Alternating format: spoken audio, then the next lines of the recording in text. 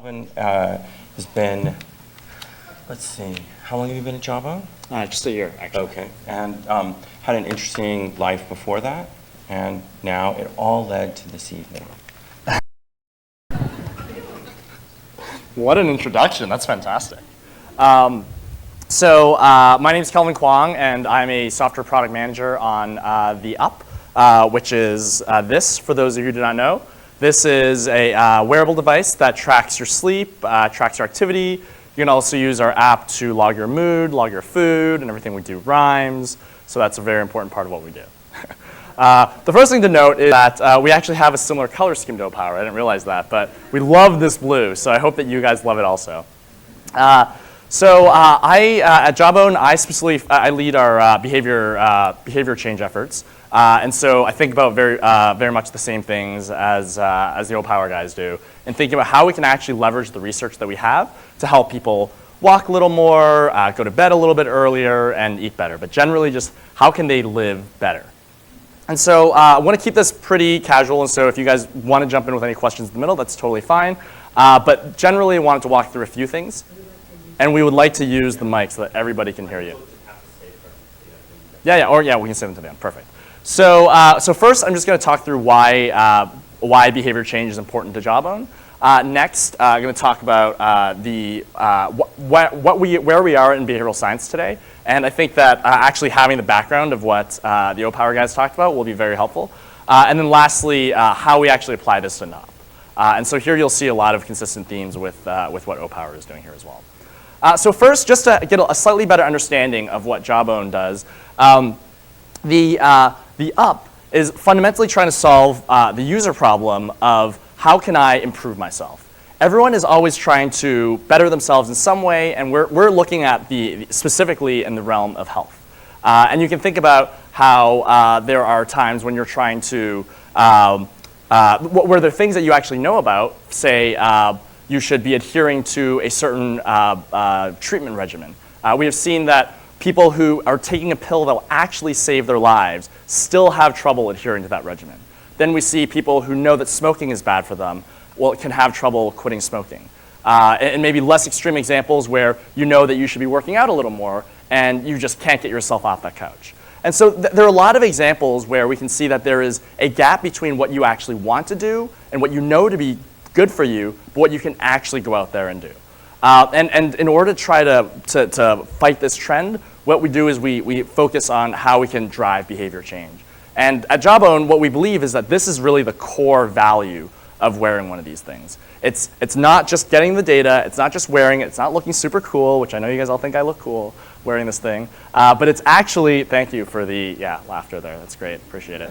No, it's actually to try to change your behavior. And so, to talk through this a little bit, I want to help you guys understand how we at Jawbone think about behavior change. And we have a very simple framework where there are 3 steps, the first of which is track. And so this is what actually most of the world knows this industry as. They call them fitness trackers, because the tracking piece of it has been the focal point. And quite frankly, it's been a really hard nut to crack for probably the last decade, which is really the evolution from what we had as pedometers. But what we have right now, it's actually pretty impressive technology, because this one and the competing products, the other ones that you've seen, some which you guys might be wearing, but don't tell me about it, has multiple accelerometers, has a little computer in there that cancels out the noise, runs an algorithm, so we can tell the difference between this and when I'm actually walking. And so it's a pretty impressive solution to a problem, but we've gotten there. And a lot of these devices are actually incredibly accurate now. You'll see online there are a slew of blogs comparing the accuracy, and those are all very interesting. But the bottom line is that we actually have this data now where we stand today. And so the data is cool and the data is great, but what's actually important is understanding. Tracking is really table stakes. When you look at the actual data, what can you actually glean from that? And so I think when people think about these products, or if they're buying one for the first time, they think, okay, I want to see how much I'm actually sleeping, how much I'm actually walking. Sometimes I walk more, sometimes I walk less. That's great, and that's what I would consider like a much more basic insight, one where you could just look at a few numbers and glean that insight. We can also look at slightly more sophisticated things, like trying to draw correlations between how early you go to bed and how much you move that next day. We also have a separate app that tracks your coffee consumption to understand, hey, at what times when you consume coffee does that negatively impact your sleep? So there's this rule that many people say, like, I should not drink caffeine after 5 p.m., but that's actually not true for everybody because all of our bodies are slightly different. And so this type of understanding is what's really interesting. Yes, we can talk more about the tracking piece. We can talk more about the different signals we can take in, like heart rate and stress and all these things. But the reality of it is that all these trackers out there, and there are millions of them out there, are still on this first piece of tracking, and we haven't really moved into that part of understanding what that data is. And the onus right now really falls on the user to try to get some understanding from that. And so again, that's great, and if you can get the understanding from the data, that's fantastic. But the example I opened with was that there are lots of situations where we actually have the understanding, but we still can't act on it. We know that we shouldn't smoke, and people smoke. We know that we shouldn't eat certain things, but we still eat those things. And so the last piece of this framework is how do you connect that understanding with acting? And this gap is what we focus on, which is why the focus is around behavior change. How do we get you to go from understanding to acting? There's the misconception that a lot of it is can be solved with education, and that's absolutely true. If you don't think that it's going to be good for you, then you may not even notice it, you may not value it. But the misconception is that purely by understanding it and knowing about it, you will actually start to do it. And that's where that's where we stop a lot of times with the education piece. The focus in thinking about how we can actually improve your well-being is that there's actually this really big space in your life that can be improved upon. Because well-being can be those big decisions that you make. It can be whether or not you go to a boot camp or whether or not you take a crash diet of some sort. But really, well-being is the sum of all the little decisions that you make throughout your day. And that's what we're really focused on. It's thinking about whether or not you take the stairs instead of taking the elevator, or park your car a little bit farther away so that you have to walk a little bit farther to get to the office. What we actually know from a fairly popular study from Neil Wood and Quinn is that 40% of the decisions that we make in a given day are actually ones that we don't even think about. And this is something that a lot of behavioral scientists refer to as the cognitive burden. And it's the concept that you literally cannot make every single decision every single day because you don't have the cognitive bandwidth to do it. Imagine if every morning you had to wake up and decide if you're going to brush your teeth, decide if you're going to put on pants. I mean, I did have a phase in my life where that was an issue, but that was at least 5-6 days ago. Hey, I'm here all week. All right, the jokes only get worse. But you've also heard about guys like Einstein who wore the exact same outfit every day. Or Obama only has 2 suits, or 2 colors of suits, and he has like multiple versions of them. So every morning he doesn't have to have that additional cognitive burden of figuring out like what I'm actually going to wear. And so what these are, these decisions that we try not to think about or that we don't need to think about, like that drive home, you probably have it down pat, is that these are habits. And so how can we start actually leveraging behavioral science to get you to do something for the first time, but then how can we use that to get you to turn it into a habit so that you're not making that decision every time? Because making decisions that are good for you is hard, and a lot of times it's not fun. And so that's the phenomenon you see around New Year's when everyone signs up for the gym and everybody goes for 2 weeks or maybe less, and then all of a sudden it's empty again. It's because it's hard to force yourself to do these things. And so at this point, I just want to break for a little bit to talk about why I am interested in this space. I actually have a very unusual story for how I got here. I actually don't know if Paul intended for that to be the intro, but it is unusual how I've become immersed in this space. I used to be a professional magician for over a decade, which I know is very random and very weird, and don't worry, I'm not going to start doing magic. But I did this as my job, and I toured across Canada and the US doing this, and everything I performed was original material. And what's interesting is people usually think about the secret mechanics and the sleight of hand, which is all very important for the magic, obviously. But what's really interesting is really thinking through what is the experience that the audience goes through. And so what is the difference between, what are the emotions that I'm evoking, and what is the cadence with which I'm evoking those emotions? What's the difference between putting something to your left versus putting something to your right? What is the difference between telling you something now versus 10 seconds from now? And how does that impact the way that you consume that next 10 seconds? So essentially what magicians do is really understand how we decide and why we behave a certain way. And without knowing it, I was actually immersing myself in behavioral science. And when I actually discovered that this was an entire field of study, I began to immerse myself in the actual literature and realized that I could take a lot of things and try to apply them back into magic and vice versa. It's one of these things where it's really incredible when you think about it that we know a lot about the visual cortex right now of how we actually see things and why things are farther away. But really the first people to do this were artists from centuries and centuries ago who understood perspective. Why, like, if you draw like a train track, you have to get the two ends to come together. Because these are the people who actually saw it in practice. They didn't understand how it worked yet. And it was similar like that for me with magic, where I didn't understand the mechanics of the prefrontal cortex, but I understood why things were happening a certain way. And so now what I actually do is the opposite, again, where I go back to the literature and try to figure out how we can apply this into a different context of improving our health. And we're actually at a really interesting inflection point with that process right now. Because over the last decade, because of technology, we've actually got a much better understanding of how the brain actually works mechanically. And so we can start actually understanding what things are lighting up as we make certain decisions. And as a result of that, there's an incredible body of research, a lot of which you guys just heard about, where we know a lot of what's happening. And so this is, in general, over the last several decades, been applied into actual products and different applications. And a lot of this you guys might have heard of before as consumer psychology. Really, why does Tide, like if someone's trying to sell something at a supermarket, why do they put Tide in the middle and then put something that's a little more expensive above and something a little cheaper below? Because we have certain biases on how we make those purchase decisions. And a lot of those applications are really what I consider episodic interventions, where you walk into the store, you want to buy something, and you make a decision at that moment, and then you walk away, and you pretty much walk away from it forever.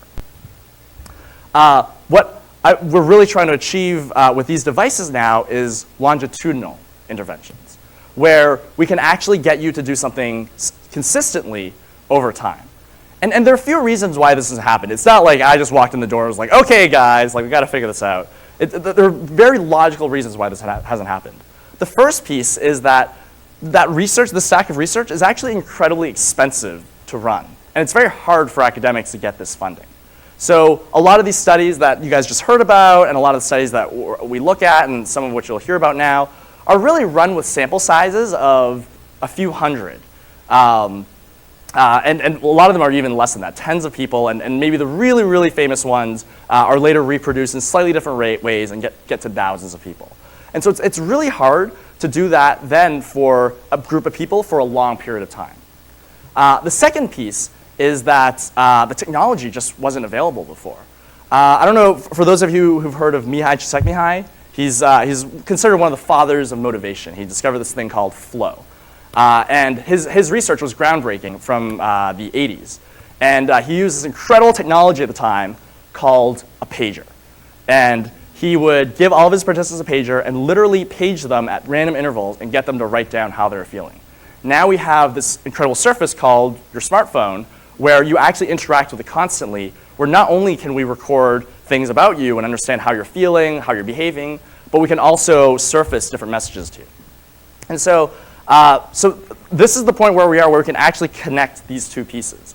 And it's really interesting. One of our data scientists makes the comparison to the commercialization of the light bulb, where everyone thinks that Edison actually created the light bulb, but in fact it was actually created the technology was invented 50 years before he even started thinking about it. And what he did was he took this technology that could light up this little filament for maybe 10, 15 seconds. And it just wasn't commercially viable. It created light, but it wasn't really useful to anybody. And what he did was he tested tons and tons and tons of different alloys to figure out what could actually light up for longer than that so that people will actually use it. And that's exactly the point that we're at right now, where we have all this incredible understanding, all this academic research, all this technology, but we don't know how to apply it to people in a regular way consistently over time yet. And so that's why I'm really excited to be thinking about this all the time, and I wouldn't be surprised if this is how you guys think about it also, but this is one piece that's really, really interesting. To make the point a little more on just the scale piece, when we think about like how these studies were done on people, on tens of people or on hundreds of people at a time, that limits us in certain ways. One good example is what we know about sleep. So for a long time now, sleep experts have known that there's actually a delta between the duration of sleep that men get on average and women get on average. And it's the 20-minute difference. And you talk to sleep experts, and they all know about this difference. But they actually didn't know anything much more granular than that. Simply by having this device on tons and tons of people, we've actually been able to plot this out over time and age. Well, here's age. And we've been able to make, glean some additional insights. So we saw the 20-minute gap, and we were able to validate that with a much bigger study than people have in the past. But then we also noticed a few things. One, that this gap actually narrows over time. And that there's a little bump for retirement, which isn't surprising, but that bump is actually different for men and women. And also that there's this thing that we call the freshman 4, where men sleep more as they enter college, but not women. So there are actually these little pieces where even when we show this to sleep experts, they're like, wow, like we've wanted to do this for so long, but it would just be incredibly expensive to do that, to find this information. And so by having having the scale, we're able to figure a lot of things out that we weren't able to before. Another one is in a lot of mass surveys that you guys will see will try to draw correlations between sleep and other factors and that sort of thing. The way that a lot of these studies are run are they will ask you about your demographics and ask you about your context, and then they'll ask you, how long do you think you slept? And you'll say 7 hours, 7.5 hours, et cetera. And then they try to draw these correlations. What we can do now is we ran one of the biggest sleep studies in the world doing this, where we combined our behavioral data with some of this survey data, of context data, of understanding what can actually happen. And this is one of the pieces of information that we got, and we have a lot more of this. But discovered that people who sleep in bed with a partner actually go to bed 35 minutes earlier, which is really interesting to me. But it's not just that, because I mean we can show all these facts and be like, oh, I didn't know that about people. That's interesting, and we can show this mutant green cat along with the picture, and people get excited about it. But what is really interesting is when you start trying to apply a narrative to it. Like, why would that be the case? And one of the narratives that we applied to it was that when you sleep with someone in a bed, that person acts as a decision point for you to go to bed at given certain points in time. So if you're doing work at home and your spouse comes down and says, hey, I'm going to go to bed, are you going to come? You have two options. One is you go to bed, or two is that you keep working, and for me at least, I just lose track of time, and instead of going to bed that moment, I actually end up going to bed 3 hours later. Or I'm watching TV and I'm like, oh, I'll watch one more episode, and then all of a sudden it becomes 2 hours later. And so one hypothesis is that this was actually driven by just that gentle reminder to say like, hey, like this is a good time to go to bed, and now you should think about going to bed. And so this actually inspired one of our very simple features, which is just called a bedtime reminder, where you can set your bedtime based on when you normally go to bed, and it just says, hey, like this is probably a good time for you to start getting ready for bed. And of course, it doesn't always work. Sometimes you ignore it. But just the fact that there is that decision point for you now to break up your day and say like, oh, I'm just watching another episode of Scrubs, or maybe a TV show from this decade instead, I should actually think about going to bed. I don't know what kids watch these days, I'm sorry. I don't know, I'm kidding. And so, yeah, I know I look like I'm 8, so you guys are like, how old are you? So a lot of times we can actually use this mass data to also influence or get inspiration for what we actually build. And now I want to talk through one specific feature where we actually started with the science and built this up. This is a feature that we're really excited about and really proud of that we call a Today I Will. And these are essentially intelligent suggestions that try to get you to do either, in these examples, go to bed earlier, walk a little more, drink more water. And what we do is, if I haven't been sleeping very well for the last 3 or 4 days, my up will tell me, hey, Kelvin, it looks like you haven't slept very well for the last few days. Why don't you try to get to bed by 10:50 tonight? And then I have options where I can just say, not today, or I'm in. And then if I say I'm in, it'll publish this little thing to my social feed, and so other people can see it, and they can cheer me on, and they do whatever. So this is great. So what is the science behind this? It's actually quite simple. Using one of the principles from someone you guys heard about today, Cialdini, he has this principle called commitment and consistency. This is our internal desire to be consistent with our self-image. So essentially, if you say you're going to do something, you're actually more likely to do it. And this one principle is actually offshot into a bunch of different techniques, one of which is called the foot in the door technique. Foot in the door technique essentially says that if you give someone a small ask first and they agree to it, they're more likely to agree to a big ask later. And they're pretty astounding results. So in this first example, what they did was they had people come into a bar, and they had two groups. One group where they gave them a little pamphlet about why drunk driving is bad, and then in the other one, they gave them the little pamphlet about why drunk driving was bad, and they asked them to sign a petition to say that they were against drunk driving. Then they tracked them over time and saw how they actually behaved, and they were 6 times more likely to wait for a cab than to actually drive home after having drank. So it's very powerful science to just say, hey, like I'm going to do this, and now I think of myself as someone who's going to do this, and now I'm going to do it. And so you can probably imagine how we leverage this. So the small ask is what I just showed you. We said, hey, we noticed the thing about you, therefore it's good. And the small ask is for you to say that I'm in. We also add a little extra piece of public commitment, so now other people know that you've actually agreed to this. And then the tricky part is this big ask. What we do is just an hour before your bedtime, we remind you and say, hey, you said that you were going to go to bed by this time, so now is probably the right time to start getting ready for bed. And the results, as expected from the science, is that it actually works.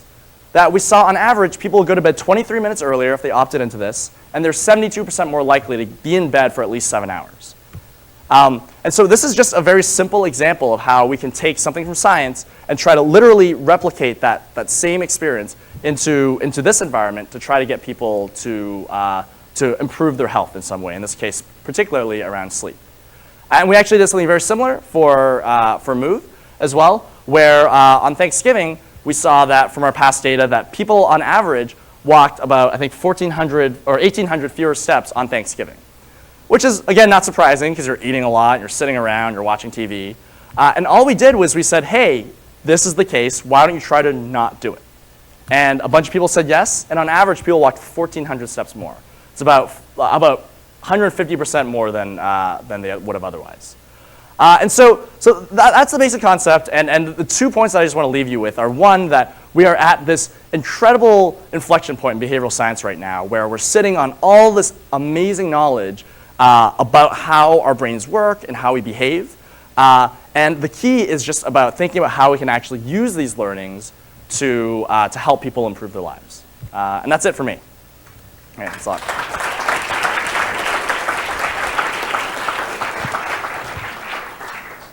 Yay, now we have time for questions, but we only have one mic. So fire away, and you guys, why don't you come up here too? And even though I know some of the answers in the back of the book, I will let them talk.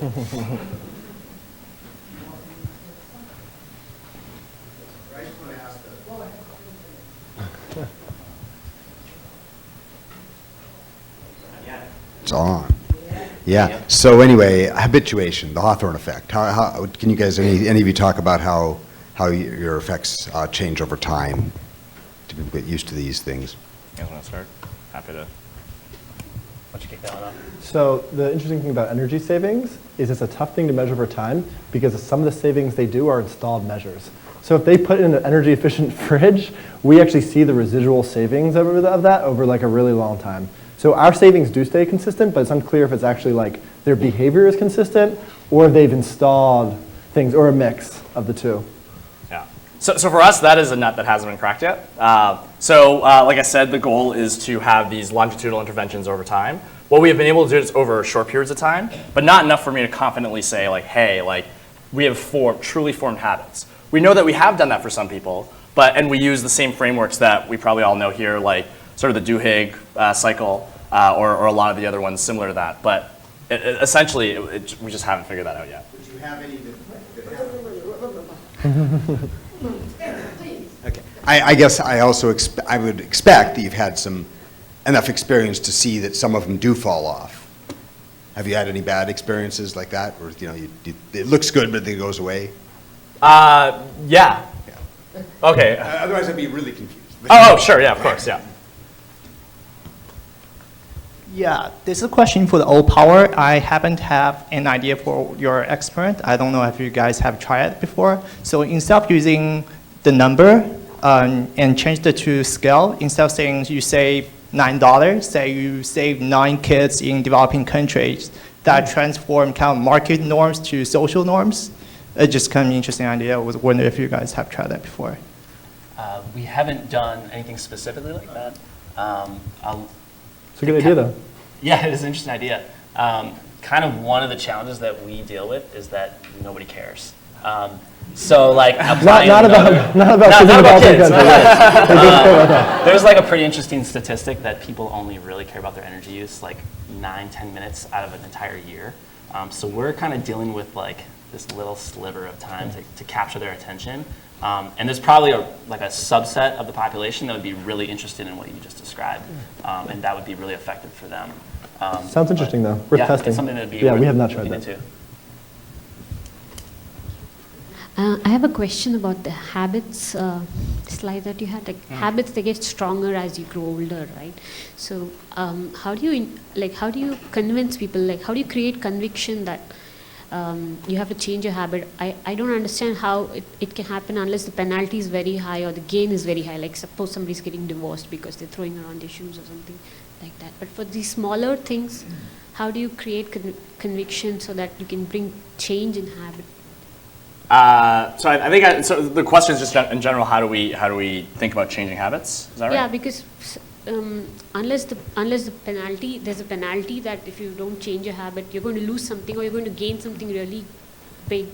You may not want to change your habit. Got it. So there are a few pieces of that. The first piece is that we do have the benefit that we are a hardware product and that people have to buy this. And so right now, and this is something that isn't going to last in this space forever, but pretty much everyone that comes in to our system has the intentionality to want to change.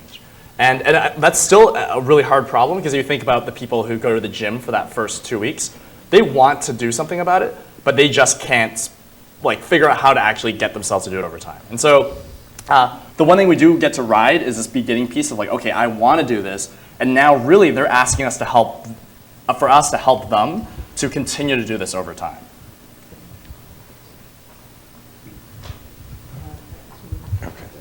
So do you guys want to talk about just what infrastructure you have for experiments? I try and get that to happen. And I think one of the things that everybody says, Dan Ariely says this, is that it's really hard to go from persuasion that it's a good idea to testing that idea with an experiment. Can any of you talk about that? Yeah, I mean, I think we're particularly challenged in that we have a really sizable population to pull from. And I mentioned earlier some of the challenges behind that specifically, that we only have a little sliver window to work with. As designers, I would say that our job is actually kind of creating all the use cases that an energy user might go through. So we have all sorts of personas that we deal with. But a lot of that then we hand off to another part of our organization that works with utilities. And that's a whole other challenge in itself. Utilities are regulated, they have all sorts of different issues worldwide depending on where the utility is from. And maybe you have something else you want to say about that too. Yeah, I mean, I think the main challenge for us is that we go through utilities with white labeled.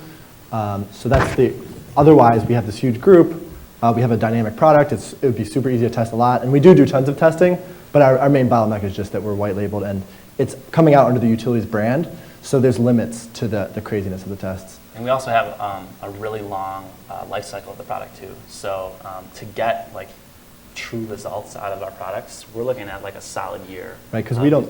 Right, because you could imagine some designs might drop EE that first month, but over time it creeps back up. So we want to make sure what we design actually gets longitudinal energy savings. So I guess I was going to say that it's very challenging for us also, but it's not that challenging. The challenging piece is first, I guess, as a software, like from the software organization, to actually build the infrastructure to do this. And so if that doesn't exist, it becomes really hard, and that's something that we had to build from scratch. So once you have something that can support that, it actually becomes incredibly easy. Then the piece is just about what can actually be A/B tested in reality.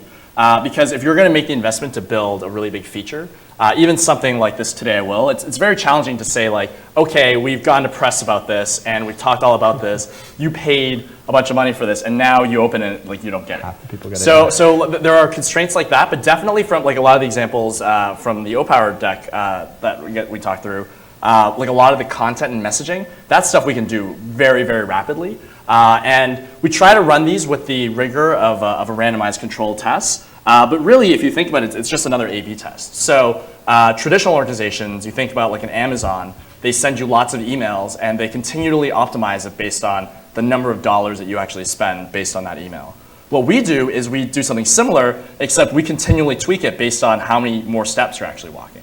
And so we just have a different metric, and it's a metric that people, it's awkward to think about because it's not something that we could actually measure before, but by virtue of actually using this product, we have that information, and so we can actually start to finesse what is optimal from that perspective. How are the long-term effects for the Today I Wills and for saving electricity? Do you see like in the beginning people change, and then over time they kind of start to waver and save less electricity, do less Today I Wills? For the electricity? Is that, you were asking for electricity, right? Both. Okay. Well, so I mentioned earlier, for electricity, it's really hard to tell because once they've installed like something that's energy efficient in their house, like they've replaced all their bulbs, from our point of view, it looks like they're saving month after month after month after month, but really they've just installed, maybe they've just installed efficient stuff. So for us, it's actually a little unclear, as weird as that is. Yeah, so for specifically this one feature, we manage the cadence very carefully so that we try to maintain the effectiveness over time. But that's also why there was the earlier question of like, have we solved this problem of like habit formation? And the answer is no, because we can't like, yeah, it's like, oh, we have this one thing that works, let's just send it out every single day with a different message. It just wouldn't work as well over time. And so the way that we view this is that this is one tool that we can use to support change. And we have a bunch of other tools that we try to manage in a cadence to get people to change over time. So the question for the O-Power people, I really like the ideation sessions you were talking about, using those different behavioral science cards and matrices to ideate with everybody in the organization. What I might imagine happening is that you get so many ideas that it's so much more than you can actually A/B test, especially with the bottleneck of the utilities. But now you have all these stakeholders who are really committed to all their ideas because they have science behind them. So I'm wondering how you sort of narrow the funnel and get people bought into to the ideas from the ideation sessions through the ones that you actually do A/B test. Yeah, sure. So luckily, like a lot of the ideas that people come up with, for better or for worse, are pretty out there. So those are kind of right off the table right away. Like we can't feasibly build these in the near future. So I think how we deal with the challenge, because you're right, it's a challenge. People have these ideas, they're like, where's that idea I came up with? Why aren't you building that? Is really just having a parking lot. Being that's an awesome idea, that's just 4 ideas down the pipe. And then realistically, I think that's the main way that we do deal with that. And it works okay, people get it, that there's priorities of what's easier to build, we're gonna build first. And I think in these sessions, as long as everyone's building on each other's ideas, like it's not just one person has this idea and this one, everyone feels a little involved, being like, oh yeah, that idea you added onto that one, like we're gonna do something like that. So still making them feel like they're involved, even if it's not the idea that they generated, but they were just like part of the session. That's kind of how we do it. And at the end of the day too, I mean, we're a business, so you know, we have to like make money and all these things. And so we're pulling in not only our clients, our utility clients, but we're also like looking at, okay, well, these are like 4 really great ideas.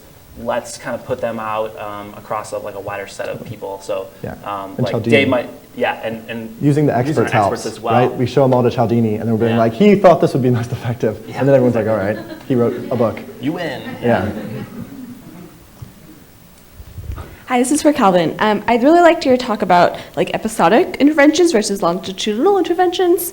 I was wondering, do you have any examples of using behavior change in more longitudinal states where I can see people buying the Jawbone and being really motivated at the start of it, and they bought it, they're bought in, they want to wear it, it's cool. But then 6 months down the line, 1 year down the line, are there things you've done to get them back bought in later?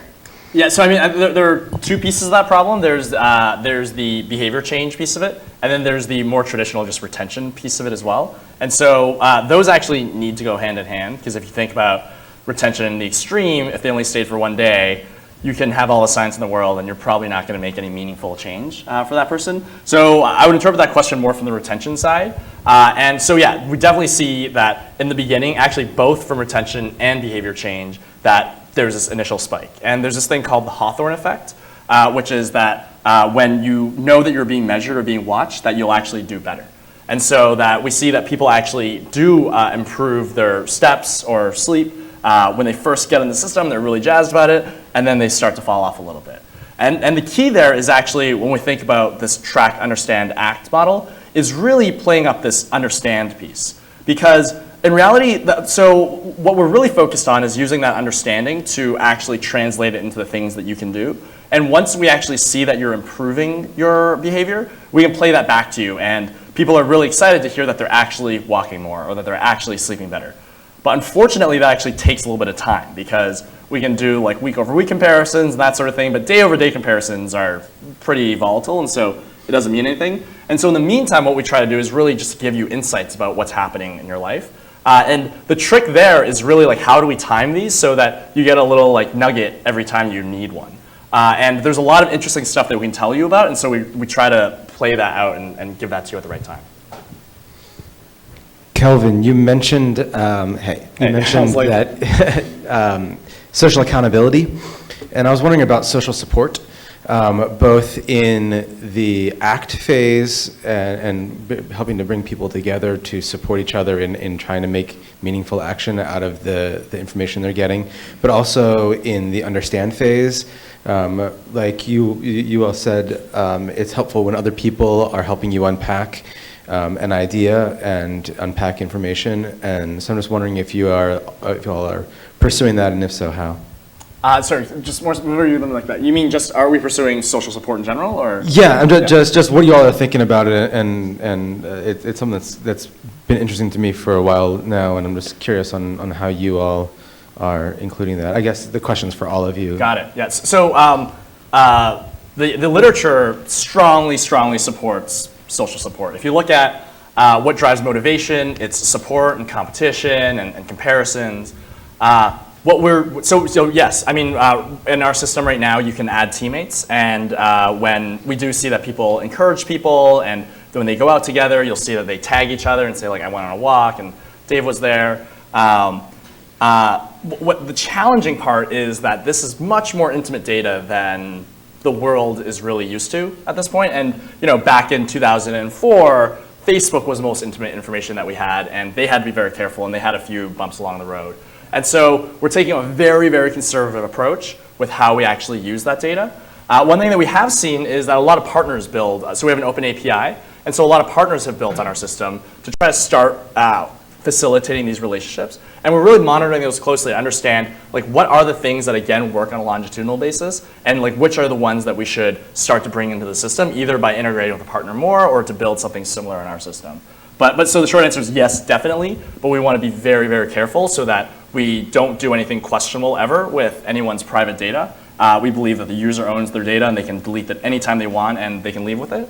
But also, how can we use the part that they're comfortable with us using to help them have people support them? Yeah, I think similarly, there's a lot of correlations there with personalized data. Utilities are really skittish about that is one thing.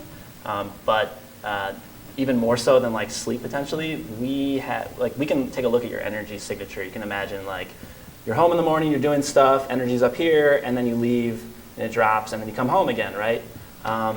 You can start to draw correlations about people's patterns of being home and not, and that can be pretty scary stuff to put out in the world. So we can't do anything that's going to overstep those bounds, and we can't publish that data to other people, and we have to be really careful even internally about personal identifiable information. And then we've done some social things here and there, and I think for us, getting other people involved is more like the family unit or people within the home. One thing that's interesting, I know we're all probably in the digital space, of having a paper report, is it really facilitates that. We do like a user research in the field with people who get our reports, who get the peak time reports I was talking about earlier, and we see that the fact that it's actually like a piece of paper that's on people's fridge, when the neighbors are over, they'll be like, oh shit, I'm doing worse than average too, like what's going on, like what do you do, like did you seal your windows? So interestingly enough, actually making it physical has really facilitated communications. That's something we hear quite a bit, people talking about with their families, but also like neighbors and friends. So the physicality actually supports that, weirdly enough. Do you intentionally build that? A couple of projects that we've worked on, we were kind of curious about how narrative of the understanding of the user's understanding of the system. You know, for example, there's kind of a black box for utilities for electricity, where it comes from, what appliances use the most, heating and cooling, right? But most people don't know that. For the body, you know, taking steps, you know, it's kind of a black box. I'm gaining weight, I'm losing weight. What's the relationship? How much have you seen or tried looking at education and what's the right amount of narrative there so that people understand where they fit into the system and how they can change the most effectively and so on fit into your strategies, if any? So I guess for ours, having them understand how to save energy is like really, really important. So within their home, understanding the system is really important for us, and we have a number of different tips and ways to communicate that. Understanding the overall system in general, like how they fit into the overall grid and electricity company, we actually don't spend time educating them at all. One of our big research findings and one of our design principles as a design team is people don't care. Like people don't care about their electricity use, and that you get 7 minutes a year. So we don't really want to spend that 7 minutes teaching them like about the grid. We spend that 7 minutes of being like, you're doing worse than your neighbor, and you should be doing this to save energy. We just don't have the time to do that. So we do a bit of the, I guess, that last mile piece, and then some, I guess, of what I'm thinking of as a system. So that last mile piece is that a lot of people actually don't know some things about like the actual things that they can be doing. So sleep is one very common one where there's actually a lot of really great research that shows tactical things that you can do to improve your sleep. So one of the most common ones is dimming your lights an hour before you go to bed. It actually starts a lot of the body chemistry to get your body ready for bed. And so that's one where that is something important for us to try to help people understand, because that is pretty quick and easy to understand, and if we can convince someone that that actually works, then they might actually try it and they might actually feel the benefits of it. From a system perspective, what we find is that people often come into the system with an intention of doing one particular thing of the myriad of things that make up health, and so they might come in because they want to be more active, they might want to come in because they want to sleep better, they might want to come in because they want to eat better. And in reality, all these things are actually very related. And so from a system perspective, what we do try to do is say that, hey, you might have come in to lose weight and you think you're going to lose weight by eating less, but actually getting less sleep very much encourages your body to eat bad foods. And so in that way, we try to get them to think of it as a holistic picture so that they're not just focused on this one piece. And that is one of the biggest pitfalls of any regimen. If you go to a trainer literally at the gym, you'll see that a lot of their advice is actually for outside of the gym in terms of your diet being the biggest one, and then also in terms of sleep. And so we try to educate people to say that, hey, this is not just one thing and it's holistic. To build a little bit more on what David mentioned too, you mentioned like a black box. I think the idea of like where your electricity is coming from, like Dave said, like we don't really care for the most part. But you also mentioned like what uses most in your home, and we're actually experimenting a lot right now with trying to help people understand that as like this is your greatest opportunity to save right now. So you can imagine like your lights, they actually don't like do that much. If you changed all your light bulbs, you'll probably see like a little sliver happen. But your water heater is actually like pretty impactful in your home. And so if we can like direct you to that, now we can like start a conversation there. So it's almost 9, so this will be the last question. I would say that if you are interested in behavior change and you know where the nut house is at the end of California Street in Palo Alto, the speakers are invited, and you are too, to like change your behavior through peanuts and beer. This is the last question. So this is for both of you. I was just wondering if you have a website or a web page where you list the references on behavior change that you mentioned earlier. for those of us who couldn't write them all down We were fast just enough? talking about that on the way down, actually. We don't have that up, but we can do something about that. opower.com/UX. Is that what our site is? Should we email you and ask for a list? That would be, we can do that for sure. Yeah. Okay. Tweet it. Okay. Well, thanks, everybody. This was really great. Cool. Thank you. Yeah, no, you should. I really have a Yeah, awesome no time. problem. I like it a lot. Oh, thanks.